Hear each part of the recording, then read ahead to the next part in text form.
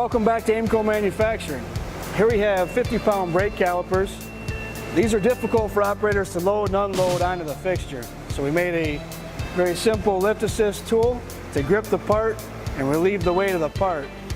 I'll show you how this works. You'll bring the jaws into place, hit the clamp button, take some of the weight off by bringing the hoist up slightly. At this point you can bring the part off of the fixture.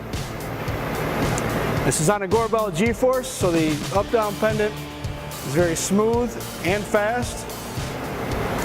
And what this also allows us to do is hit the float mode button here. It'll record the weight of the tool, and now you can easily raise and lower the whole part and tool by hand. So you can bring the part back in, place it on, pull the common trigger in and the unclamp button, that will release. You want to tap the down button so that the tool remains in place and the float mode doesn't allow the tool to drift back upwards.